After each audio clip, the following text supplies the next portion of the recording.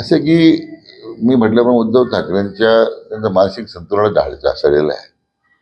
ते आज बेताल विधानं करतात, कुठलेही विधानं करतात. मला वाटतं ज्यांनी हिंदुत्वाची फारकतच घेतलेली आहे ते आज उसनावसन का आणण्याचा प्रयत्न करत आहेत. आणि म्हणून मला वाटतं निवडणूक आयोगाने घेतलेला निर्णय योग्यच आहे. आणि शेवटी कायद्याचं राज्य आहे. कायद्याच्या राज्यामध्ये दिलेले निर्देश पाळलेच पाहिजे. आपण आपल्या नगर जिल्ह्यातील दोन्ही लोकसभा मतदारसंघाचे उद्या अर्ज भरतोय. सकाळच्या फर्स्ट हाफमध्ये आपण नगर दक्षिणेचा अर्ज डॉक्टर सुजय यांचा भरतोय आणि सेकंड हाफमध्ये खासदार सदाशिव लोखंडे यांचे अर्ज आपण राहत्याला भरतोय. या अर्जाची भरण्याच्यामध्ये जी काही प्रक्रिया आहे, मिरवणूक काढणं वगैरे ते होत राहील. उद्या अर्ज भरण्यासाठी राज्यातले माननीय मुख्यमंत्री महोदय एकनाथ शिंदे साहेब आणि आमचे दोन्ही उपमुख्यमंत्री आमचे नेते माननीय देवेंद्रजी फडणवीस साहेब आणि माननीय अजितदादा ते उपस्थित राहणार आहे. हे वडाळाचा प्रकार फार गंभीर आहे. कारण मला जी आता माहिती मिळते त्यावरून हॉस्पिटलची क्षमता नसताना जास्त पेशंट ॲडमिट करणं आणि शस्त्रक्रिया करणं तर म्हणजे त्या ठिकाणी तर सुदैवाने एक गोष्ट आहे की कोणत्या महिलेचा मृत्यू झाला नाही.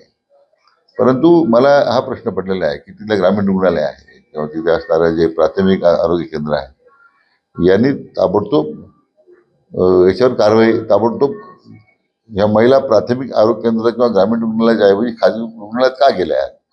तर तिथे डॉक्टर नव्हते, व्यवस्था नव्हती.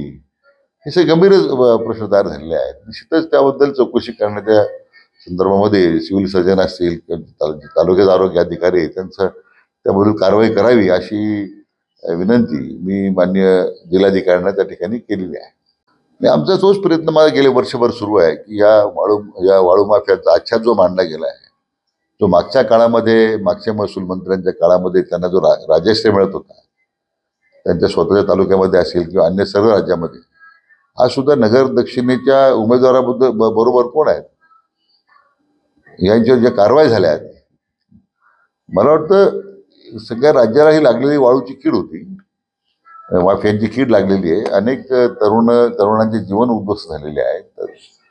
आणि मला वाटतं हा जो परभणीचा प्रकार आहे त्यातलाच एक भाग आहे की या वाळू माफियांच्या आता ह्या निवडणुकीच्या काळामध्ये आचारसंहितेचा गैरफायदा घेऊन मला वाटतं त्यांनी हा धंदा पुढे सुरू केलेला आहे.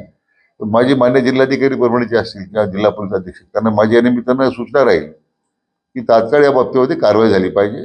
महसूल कर्मचाऱ्यांना संरक्षण मिळालं पाहिजे. एबीपी माझा, उघडा डोळे बघा नीट.